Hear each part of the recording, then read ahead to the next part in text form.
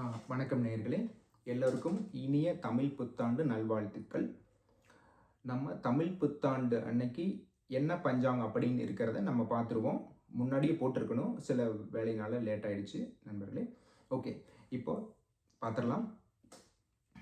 சித்திரை மாதம் 1ஆம் தேதி நம்ம தமிழ் வருடம் கொண்டாடுறது வழக்கம். தமிழ் வருடம் பிறந்த நாள் வந்து செவ்வாய்க்கிழமையில பிறந்திருக்கு. காலையில் 9:31க்கு மேஷத்தில் சூரியன் உதிக்கும் போது இந்த வருடம் பிறந்திருக்கு. இந்த வருடம் நல்ல ஆண்டாக இருக்க போகுது அப்படிங்கிறதுல எந்த சந்தேகமும் இல்லை. பிறந்த ஆண்டு வந்து கிருஷ்ணபட்ச நாம யோகத்தில் பிறந்திருக்கு. சுப்ரம் நாம யோகத்தில் கிருஷ்ணபட்ச துவாதசியில் இந்த ஆண்டு பிறந்திருக்கு. ப்ளஸ் கௌளவ கரணத்தில் இந்த ஆண்டு பிறந்திருக்கு. ஓகே நண்பர்களே, சதயத்தில் சந்திரன் பயணிக்கிற ஆண்டாக இருக்கு. கும்பத்தில் சந்திரன் பயணிக்கிறாரு. மேஷத்தில் சூரியன், மிதுனத்தில் வந்து புதன் இருக்காரு. இந்த வருடம் உதித்த லக்கணம் வந்து ரிஷப லக்கணம். 2ஆம் இடத்துல குரு பகவான் இருக்காரு. ஓகே, இதையெல்லாம் வச்சு பார்க்கும்போது இந்த வருடம் எல்லா கிரகங்களுமே வந்து நல்ல இடத்துல அமைஞ்சிருக்கிறாங்க. அதனால் ஒரு சிறப்பான ஆண்டாக இருக்க போகுது. ஓகே, என்ன நடக்கு அப்படின்றத பார்த்துடலாம். ஓகே நண்பர்களே. ஓகே, ஸோ இந்த வருடம் சந்திரன் வந்து பயணிக்கிற நட்சத்திரம் சதய நட்சத்திரமாக இருக்குது. அதனால் சதய நட்சத்திரத்தில் பிறந்தவங்க வந்து ஒரு கூடுதல் விழிப்புணர்வோடு இருக்கணும் அப்படிங்கிறத சொல்ல வருது. ப்ளஸ் லக்னம் வந்து ரிஷப லக்கணமாக இருக்கிறதுனால யாராக ரிஷப லக்கணத்தில் பிறந்திருக்கீங்களோ உங்களுக்கு வந்து கூடுதலான எனர்ஜியும் நம்பிக்கையும் உங்களுக்கு கிடைக்க போகுது. ஓகே நண்பர்களே, இது ஒரு பொது பலன் தான். நீங்கள் ரிஷப லக்கணத்துக்கு எல்லாம் நல்லது அப்படின்னு எடுத்துக்க வேண்டாம். ஓகே நண்பர்களே. ஓகே, ஸோ இப்போ வந்து 2ல் குருவும் 11ல் புதனும் இருக்கிறதுனால நல்ல குருமார்கள், அதாவது கல்வி நிறுவனங்களை நடத்துகிறவங்களுக்கு, நல்ல குருமார்களுக்கு ப்ளஸ் குழந்தை பேர் மருத்துவர்களுக்கு இது ஒரு மிகச்சிறந்த ஆண்டாக அமையும் அப்படிங்கிற எந்தவித சந்தேகமும் இல்லை. ஓகே, இப்போ நம்ம வந்துட்டு ஜோதிடர்களாக இருக்கிற நம்ம குரு பகவான் எப்பவும் இல்லாதவட இந்த வருடம் 3 ராசியில் பயணிக்கிறார். எப்பவும் ஒரே ஒரு ராசியில் தான் இருப்பார். இந்த வருஷம் 3 ராசியில் பயணிக்கிறார். மிதுனத்தில் ஆரம்பித்து கடகம், சிம்மத்தில் முடிக்கிறாரு. அதனால் என்ன சொல்ல வர்றாங்க அப்படின்னா, மக்களிடையே சலனங்கள் அதிகமாக இருக்கும். குழப்பங்கள், பிரச்சனைகள் ரொம்ப ரொம்ப அதிகமாக இருக்கும். ஜோதிடர்களுக்கு இதை விட அதிகமாக இருக்கும். அப்படின்னா மக்கள் என்ன பண்ண போகிறாங்க, பிரச்சனைகளை தீர்க்கறதுக்கு நீதிமன்றம் போவாங்க, காவல்துறைக்கு போவாங்க, ஜோதிடர்களுக்கும் வருவாங்க. ஸோ ஜோதிடர்களாகிய நம்ம ஒரு தடவைக்கு 2 தடவை பலன்கள் நல்லா பார்த்து படித்து அவங்களுக்கு மக்களுக்கு சொல்ல வேண்டிய கடமை நம்மளுக்கு மிகச்சிறந்த கடமையாக இருக்குது. ஓகே நண்பர்களே. ஓகே, எப்பவும் நம்ம வந்து ஒவ்வொரு வருடமும் ராஜா யார், சேனாதிபதி யார், மந்திரி யார் அப்படிங்கிறது பார்க்கறது வழக்கம். ஓகே, இந்த வருடம் குரு பகவான் ராஜாவாக வர்றாரு. குரு பகவான் வரக்கூடிய வாகனம் வந்து குதிரை வாகனமாக இருக்குது. குதிரைனா வேகம் நமக்கு எல்லாத்துக்குமே தெரியும். ஸோ வேகம், அதாவது வளர்ச்சி வந்து மிக வேகமாக இருக்க போகுது அப்படிங்கிறத சொல்ல வருது இந்த கிரகங்கள். ஓகே நண்பர்களே. ஓகே, யாருக்கு வேகங்கள் வளர்ச்சி வந்து வேகமாக இருக்க போகுது அப்படின்னு பார்த்தோம்னா, குருனா யார், ஆசான், ஒரு ஆசிரியர்னு சொல்லி எடுத்துக்கலாம், ஒரு குருமார்னு எடுத்துக்கலாம், கல்வி நிறுவனங்கள் நடத்துகிறவங்களும் எடுத்துக்கலாம்.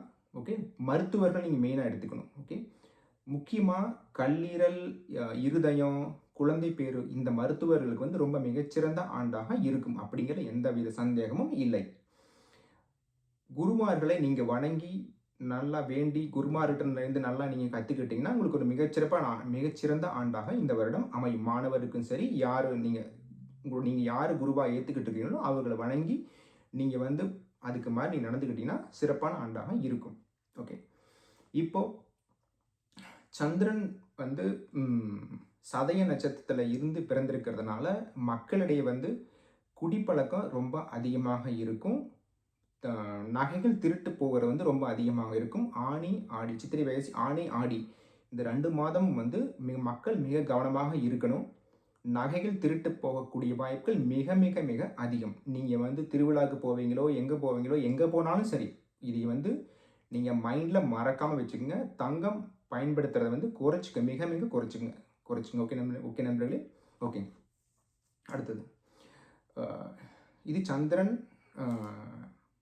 சதய நட்சத்திரத்தில் பயணிக்கிறது மட்டும் இல்லாமல் சந்திரன் வந்து ராகுவோட ரொம்ப க்ளோஸாக இருக்கார் இந்த வருடம். ஸோ அதனால் இது ஒரு முன்னெச்சரிக்கை தான். ஓகே ஓகே இந்த வருடம் ராஜா யார் அப்படின்னு பார்த்துட்டோம். குரு பகவான்.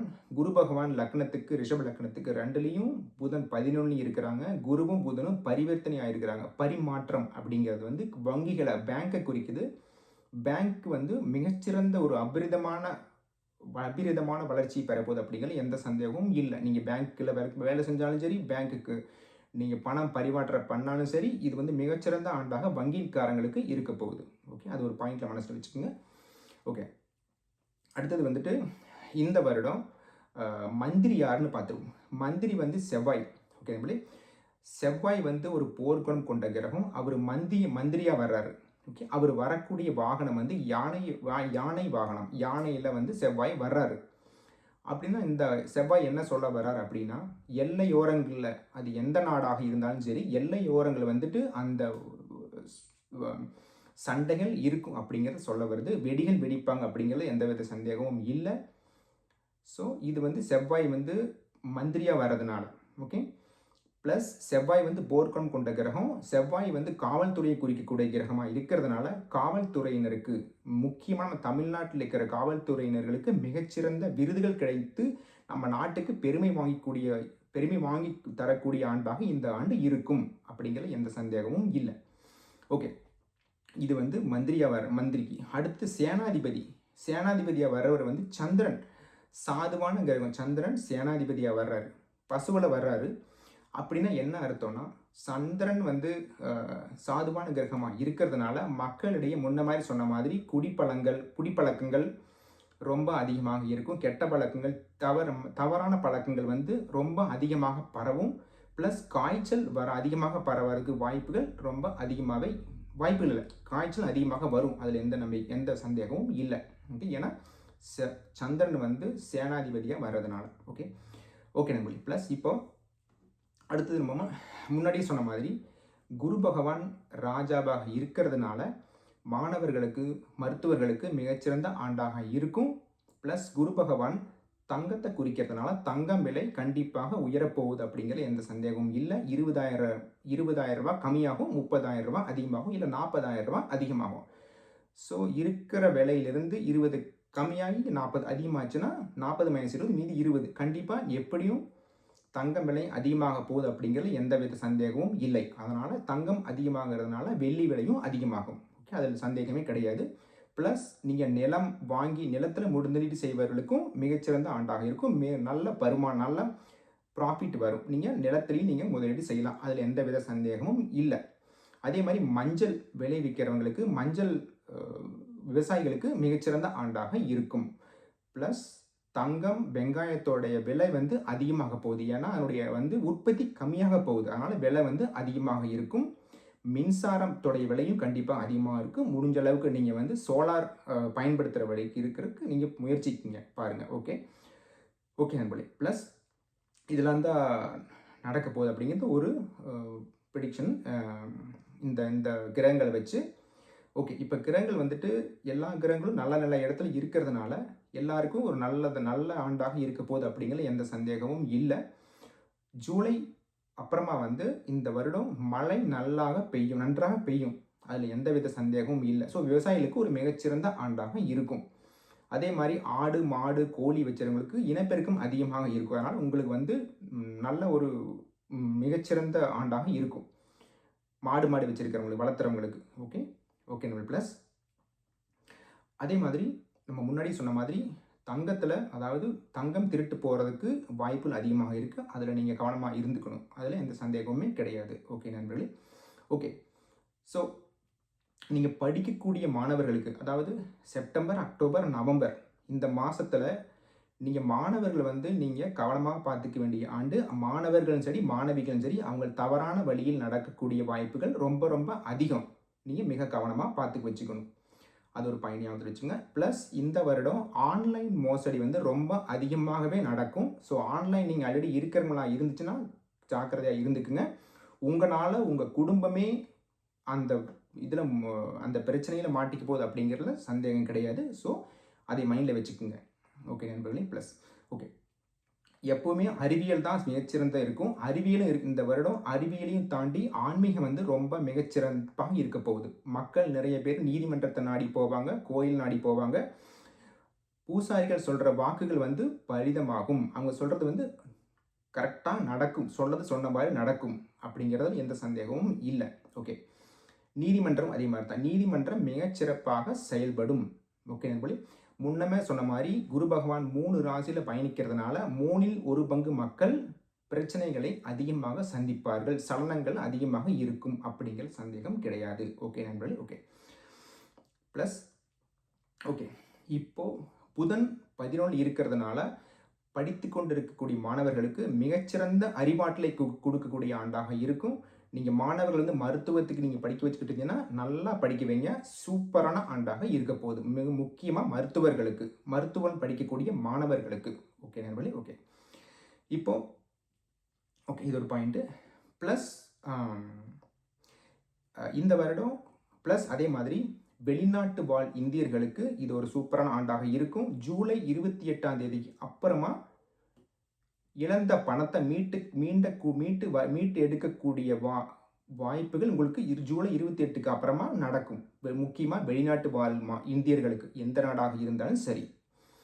ஓகே. அவர்களுக்கு ஒரு வேலை வாய்ப்புகள் அதிகமாக இருக்கும், பணப்புழக்கம் அதிகமாக இருக்கும், வருமானங்கள் அதிகமாக இருக்கும் அப்படிங்கிறது இந்த கிரகங்கள் சொல்ல வருது. ஓகே நண்பர்களே. ஓகே. So okay. இப்போ இதெல்லாம் தான் பாயிண்ட்டு நீங்கள் மனசில் வச்சுக்கோங்க. எது பண்ணணும், எது பண்ணக்கூடாது, எப்படி இருக்கணும் அப்படிங்கிறத வந்து நம்ம ஒரு முன்னெச்சரிக்கையாக சொல்லிட்டோம். ரிஷம் அதாவது சதயம் நட்சத்திரத்தில் பிறந்தவங்களுக்கு எச்சரிக்கையாக இருக்கணும். தங்கத்தில் எச்சரிக்கையாக இருக்கணும். தங்க விலை அதிகமாக போகுது அப்படிங்கிறது சந்தேகம் இல்லை. தங்கம் திருட்டு நடக்க போகுது அப்படிங்கிறது சந்தேகம் கிடையாது. ரிஷப லக்கணக்காரங்களுக்கு எனர்ஜி அதிகமாக கிடைக்க போகுது அப்படிங்கிறது சந்தேகம் கிடையாது. ஓகே நண்பர்களே. இந்த பாயிண்ட்லாம் மனசில் வச்சுக்கோங்க. ஓகே. நம்ம வந்து இது ஒரு முன்னெச்சரிக்கை தான். இது ஒரு பொது பலன் தான். இதை வச்சுக்கிட்டு உங்களுடைய தசாபுத்திகள் எப்படி நடக்குதோ அதை வச்சு தான் உங்களுடைய வாழ்க்கை நடக்கும். என்ன நடக்குன்னு நான் சொல்ல போகிறது வந்துட்டு இது வந்து பொதுவான பலன். இதுவே நடந்துடும் அப்படிங்கிறத இது நடக்கும். ப்ளஸ் உங்களுடைய தசாபுத்திகள் பேஸ் பண்ணி தான் உங்களுக்கு தனித்துவமான பலன்கள் உங்களுக்கு இருக்கும். ஓகே. அதை நீங்கள் மனசில் வச்சுக்கோங்க. ஓகே நண்பர்களே. பிடிச்சிருந்தால் லைக் பண்ணி ஷேர் பண்ணுங்கள். நம்ம அடுத்த வீடியோ சந்திப்போம். ஓகே. நன்றி. வணக்கம்.